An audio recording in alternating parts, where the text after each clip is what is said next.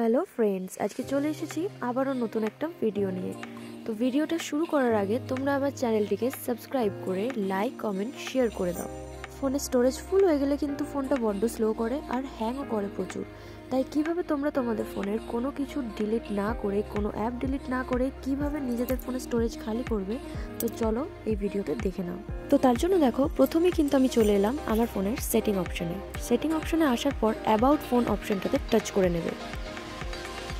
তারপর দেখো, এখানে রয়েছে স্টোরেজ বলে একটা জায়গা, যেখানে কিন্তু তোমরা দেখে নিতে পারবে তোমাদের ফোনের স্টোরেজের মধ্যে কতটা স্টোরেজ অকুপাইড রয়েছে আর কোন কোন জায়গায় কতটা স্টোরেজ রয়েছে। তো দেখো, আমার এখানে কিন্তু অ্যাপস অ্যান্ড ডাটায় সবথেকে বেশি স্টোরেজ রয়েছে।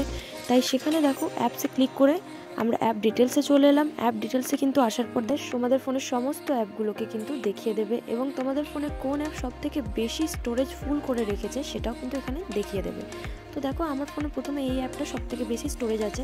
তাই এখানে কিন্তু অবশ্যই একটা কথা মাথায় রাখবে, ক্লিয়ার ক্যাশ করতে হবে। ক্লিয়ার অল ডাটা মোটেও ক্লিক করো না, তাহলে কিন্তু সেই অ্যাপের সমস্ত ডাটা তোমাদের ক্লিয়ার হয়ে যাবে। এইভাবে এক এক করে আমার ফোনে এই অ্যাপগুলোর আমি ক্লিয়ার ক্যাশ করে নেব। তো তোমরা কিন্তু এখানে ক্লিয়ার ক্যাশ করবে, আবারও বলছি ক্লিয়ার অল ডাটা একদমই করুন। এইভাবে ক্লিয়ার ক্যাশ করার পরে দেখো, তোমাদের ফোনে কিন্তু স্টোরেজ এখন অনেকটা বেড়ে যাবে। এরপরে যেটা করতে হবে, তো তোমরা চলে আসবে তোমাদের ফোনের ক্লিনার অ্যাপে আসার পর কিন্তু তোমাদেরকে ক্লিন আপ করে নিতে হবে। তো দেখো, আমি এখন আমার ফোনে ক্লিন আপ করে নিচ্ছি।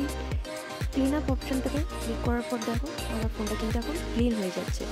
ক্লিনের পর এখানে দেখো টোটাল 128 জিবির মধ্যে কিন্তু 58.24 জিবি অ্যাভেলেবেল দেখাচ্ছে। এইভাবে কিন্তু তোমরা তোমাদের ফোনের কোনো অ্যাপ এবং কোনো ফাইল ডিলিট ছাড়াই স্টোরেজ একদম খালি করে নিতে পারো।